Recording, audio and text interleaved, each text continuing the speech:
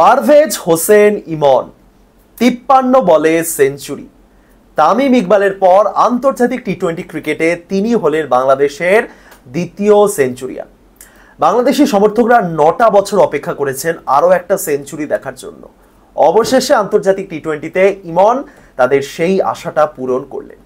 ইমনকে এক কথায় বলা যেতে পারে ছোটা প্যাকেট বড়া ধামাকা, কারণ ঠিক সেভাবেই আজকে ব্যাটিং করেছেন। আজকের এই ম্যাচে যে রেকর্ডগুলো করলেন সেটা একটু শুরুতে বলি। প্রথমত, তামিমের পর তার দ্বিতীয় সর্বাধিক ব্যক্তিগত রানের ইনিংস এটা। বাংলাদেশের জার্সিতে আন্তর্জাতিক টি-20 ক্রিকেটে তামিমের 103, ইমনের 100। দ্বিতীয়ত, তিনি হলেন আন্তর্জাতিক টি-20 ক্রিকেটে বাংলাদেশের দ্রুততম সেঞ্চুরিয়ান, 53 বলে 100।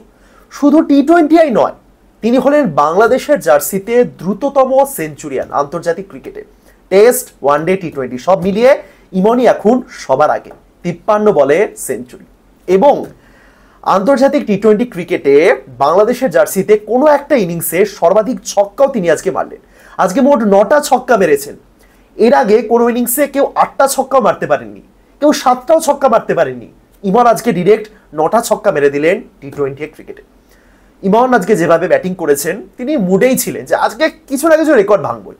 একাধিক রেকর্ড ভাঙলেন, দ্রুততম সেঞ্চুরিয়ান হলেন এবং সব মিলিয়ে 54 বলে 100। দারুণ খেলেছেন। দেখুন, অনেকে বলতে পারে যে ইউএইর এগেনস্টে কি হবে, কিন্তু সেঞ্চুরি। হ্যাঁ, পরবর্তীকালে অবশ্যই দেখতে হবে যে তিনি বড় দলের এগেনস্টে কেমন খেলেন, বাট সেঞ্চুরি ইজ সেঞ্চুরি। যাই হোক, শেষ পর্যন্ত বাংলাদেশ ম্যাচটা জিতলো। মাঝে এমন পরিস্থিতি তৈরি হয়েছিল যে ম্যাচ হেরে যেতে পারে, কিন্তু মুস্তাফিজুর রহমান 6 কোটি টাকা পাওয়ার পর আলাদাই জোশ চলে এসেছে তার মধ্যে।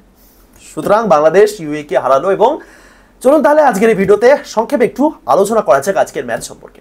আইপিএল তো হলো না, বৃষ্টির জন্য ভেস্তে গেল, সুতরাং এই ম্যাচটাই আমি দেখছিলাম। চলুন ম্যাচ সম্পর্কে সংক্ষেপে একটু আলোচনা করি। আমি বিগত কয়েকদিন ধরে একটা জিনিস দেখছি বাংলাদেশি সমর্থকদের মধ্যে, মানে অনেকেই বলছেন যে ক্রিকেটের যা হাল, আমাদের ক্রিকেটের প্রতি আর আগ্রহ নেই। এই ফুটবল আমাদের দেশে নতুন করে আরো গ্রো করছে, চলো ক্রিকেট ছেড়ে একটু ফুটবলের দিকে বরং একটু মনোযোগ দিই, ফুটবলকে সমর্থন করি। অনেকে এমনটা বলছেন এবং এটা বাস্তব, খুব ভুল কথা তারা বলছেন না।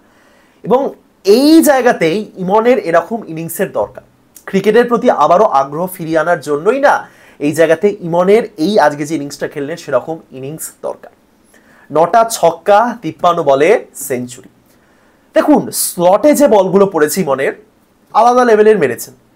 ফুল টস পড়েছে কোনোটা তার স্লটে পড়েছে এবং আলাদা লেভেলের স্ট্রেট যে ছক্কাগুলো মারছিলেন, মনে হচ্ছিল যে ওই জায়গাতে বল পড়লে তিনি একটা বলও ছাড়বেন না।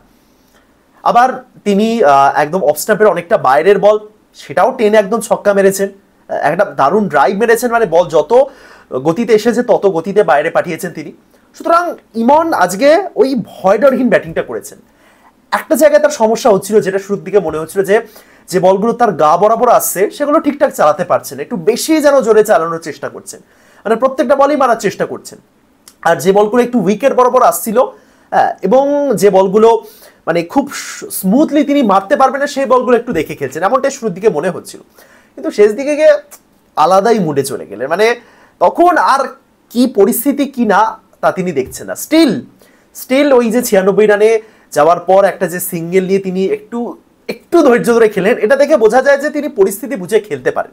আবার এখানে আপনি বলতে পারেন যে না, সেঞ্চুরির কথা ভেবে খেলছিল, অন্য কেউ হলে এখানে 6-4 মেরেই তো, বাট ঠিক আছে, সবে তো কটা 8টা না 9টা ম্যাচ হলো, তার মধ্যে এই সেঞ্চুরি, এটা কিন্তু অবশ্যই একটা পজিটিভ ব্যাপার। আবারও আমি বলছি, দেখুন ইউএইর এগেইনস্টে সেঞ্চুরি করেছেন মানে বিশাল ব্যাপার, এমনটা অবশ্যই বিশাল ব্যাপার নয়। কিন্তু বাকি প্লেয়ারদের দেখুন, কেউ কি সেঞ্চুরির কাছাকাছি পৌঁছাতে পেরেছেন?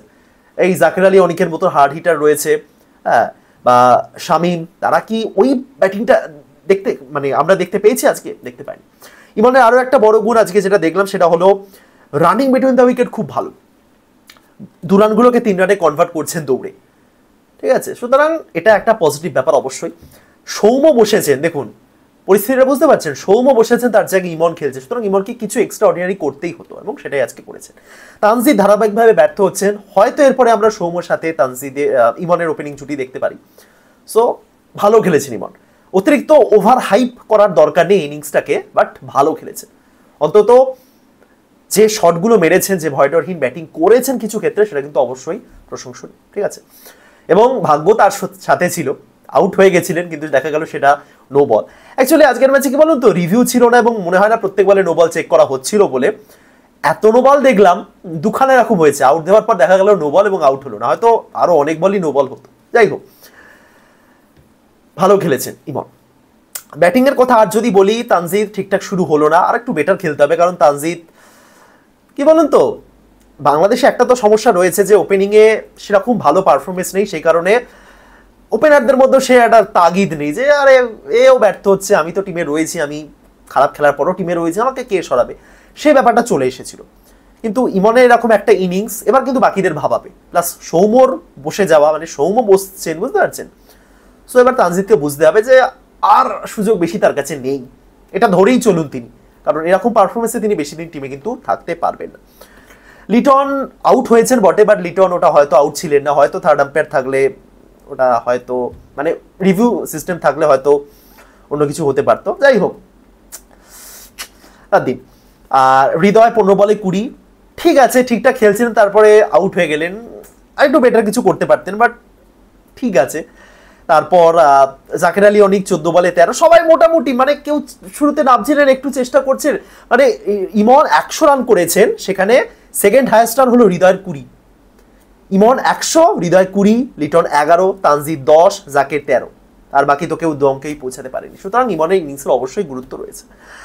দেখুন, জাকের আলী অনেক সম্পর্কে একটা কথা বলতে চাই, তার হাতে প্রচুর হিট রয়েছে, আলাদাই পাওয়ার হিটার, সেটা আমরা ওয়েস্ট ইন্ডিজ সিরিজে দেখেছি। কিন্তু প্রত্যেক বলই মারতে হবে, এখনো 4-5টা ওভার বাকি রয়েছে। হ্যাঁ, এরকম পরিস্থিতিতে ইমন অপর দিকে মারছে, আমাকে তাও মারতে হবে, এমনটা করলে তো হবে না, তাই না? আজকে জাকের যে জায়গাতে ওই ছক্কাটা মারার চেষ্টা করলেন, দরকারই ছিল না। মানে প্রত্যেকটা বল তুলে মারছি, তো এমনটা তো হয় না, তাই না? আমার হাতে জোর আছে, আর 2-1 ওভার আছে, কিছু করার নেই, এরকম অবস্থা আমি মারতে পারি। আমি কেন বেকার উইকেটটা ছেড়ে আসবো? একদিকে ইমন সেট হয়ে আছে, আমি একটু ধৈর্য ধরে খেলি, কারণ এরপরে তো একমাত্র শামীমই পড়ে রয়েছে, তাই না? এই ম্যাচুরিটিগুলো যত তাড়াতাড়ি আসবে তত ভালো। বাট অল ওভার 191 ঠিকই আছে, ইউএর এগেনস্টে 191 খুব খারাপ নয়। তার মধ্যে একাই 100 করেছেন তিনি, আর বাকি সবাই মিলে করলেন উইথ এক্সট্রা, সব মিলে 91। অ্যাকচুয়ালি ইমন করেছেন 100, এক্সট্রা রান এসেছে 21, এবং বাকি সবাই মিলে করেছেন 70, বুঝতে পারছেন? দারুণ খেলেছেন, সত্যি ভালো খেলেছেন। তবে পরীক্ষা পরবর্তীকালে বড় ম্যাচে বা বড় সিরিজে, কারণ ভারতের এগেনস্টে ইমন খেলেছিলেন, পারফরমেন্স কিন্তু ভালো হয়নি, ঠিক আছে? এবার বাংলাদেশের বোলিং, একটা সময় যা হচ্ছিল মনে হচ্ছিল হয়ে গেল, মানে শেখ মেহেদী আজকে পুরো ভিলেন হয়ে যেতেন যদি ম্যাচ হারতো। প্রথমত শেখ মেহেদীকে 5 নম্বরে খেলানোর উদ্দেশ্যটা আমি সত্যি বুঝলাম না, কি কারণে শেখ মেহেদীকে 5 নম্বরে নামানো হলো। মানে খুব বাজেভাবে বাংলাদেশকে একজন অলরাউন্ডারকে মিস করছে ওরকম জায়গাতে, যে সাকিব খেলতেন এখানে একটা অলরাউন্ডার, আমাদের একটা অলরাউন্ডারই চাই এই জায়গাতে, কেন শেখ মেহেদী কি করতে 5 নম্বরে? মেহেদী হাসান মিরাজ তিনি নন। শেখ মেহেদী ব্যাটিং করতে পারেন, হ্যাঁ, বিপিএল ওপেনিংও করেছেন এক টাইমে, কিন্তু 5 নম্বরের প্লেয়ার তিনি নন। যেখানে জাকের আলী অনেক রয়েছেন, যেখানে শামীম হোসেন রয়েছেন, যেখানে কেন শেখ মেহেদী 5 নম্বরে? আপনি বলুন, কোনো যুক্তি আছে এর পিছনে? নেই। এবং তারপরে বল হাতে, বাপরে, প্রথম যে ওভারটা করলেন এবং তারপরে শেষ দিকে ওই যে পরপর ছক্কাগুলো পড়ছিল, এই দুটো ওভার মনে হচ্ছিল গেল, এই দুটো ওভারই ম্যাচ হারিয়ে দিল। শেষ পর্যন্ত 4 ওভারে 55 রান দিয়েছেন। বাট আজকে এই যে কামব্যাক করলো বোলিংয়ে বাংলাদেশ, একটা বড় কারণ অবশ্যই মুস্তাফিজুর রহমান। সত্যি কথা, ওই 6 কোটি টাকা পাওয়ার পর আলাদাই জোশ চলে এসেছে মুস্তাফিজের মধ্যে। আইপিএলে কিছু করতে হবে। আমি জানি না, কালকেই দিল্লির ম্যাচ আছে, মানে এতক্ষণে হয়ে গেছে, 12টা বেজে গেছে। সো দিল্লির ম্যাচ রয়েছে আজকেই, আমি আজকেই বলছি, ভোর হবে, দিল্লির জন্য হয়তো বেরিয়ে পড়বেন তিনি, বা রাত্রেই ফ্লাইট আছে, তো আমি জানি না।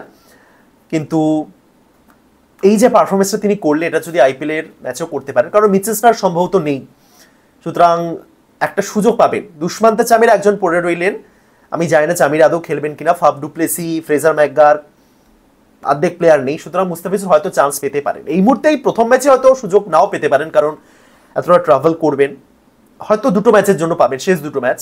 এরকম বোলিং যদি করেন অবশ্যই কিন্তু ভালো হবে, দিল্লির জন্যই ভালো এবং তার জন্য ভালো। দারুণ বোলিং করেছেন, দারুণ কামব্যাক করালে, এবং তার ওই স্লোয়ার, সে পুরনো মুস্তাফিজুরের মতন, কিন্তু স্লোয়ার এবং কাটারগুলো কিন্তু অ্যাকচুয়ালি বুঝে উঠতে পারেনি। এই যে আসিফ যে মারছিলেন, বা মোহাম্মদ ওয়াসিম যে ছক্কাগুলো মারছিলেন, অ্যাকচুয়ালি মুস্তাফিজুরের বল কিন্তু দারুণ। রাহুল, আসিফ এরা যত সহজে বাকিদের মারছিলেন, মুস্তাফিজুরের সামনে তারা কিন্তু একটু তো নড়বড় করলেন। দারুণ বোলিং করেছেন, 4 ওভারে 17 রান দিয়ে 2। হাসান মাহমুদ 3টে উইকেট তুলেছেন বটে, কিন্তু আসল নায়ক মুস্তাফিজুর রহমান বোলিং এর ক্ষেত্রে দারুণ বোলিং করেছেন। তানজিমও শুরুতে ভালো বোলিং করেছেন এবং শেষ দিকে তো আলাদা লেভেলের বোলিং করলেন। লাস্ট 2 ওভার তো কিছুই হলো না, কারণ ততক্ষণে আসিফ আউট হয়ে গেছে, কিছু করার ছিল না। সুতরাং শেষ পর্যন্ত বাংলাদেশ সেই ম্যাচটা জিতলো 27 রানে। মাঝে মনে হচ্ছিল গেল, কিন্তু যাই হোক কামব্যাক হয়েছে। তবে ইউএই এগেনস্টে এত চাপ তৈরি করে ম্যাচ জেতা মোটেও এক্সপেক্টেড নয়, আরো বেটার জিততে হবে, আরো ভালো করে জিততে হবে। যাই হোক, ইমনের এরকম ইনিংসই হয়তো শেষ পর্যন্ত ম্যাচের আসল প্লাস পয়েন্ট হিসেবেই থেকে যাবে। ওয়েল প্লেড পারভেজ ইমন, তামিমের পর দ্বিতীয় বাংলাদেশি সেঞ্চুরিয়ান টি-20 ক্রিকেটে। এবার দেখা যাক, আর একটা ম্যাচ আছে, আশা করা যায় বাংলাদেশ সিরিজ জিতবে, কারণ এরকম পরিস্থিতিতে ইউএইর কাছে হার কিন্তু বাংলাদেশের সমর্থকদের ক্রিকেট থেকে আরো দূরে সরিয়ে দেবে। যাই হোক, ওয়েল প্লেড ইমন, বাংলাদেশ জিতলো। দেখা যাক তাহলে নেক্সট ম্যাচে কি ফলাফল হয়।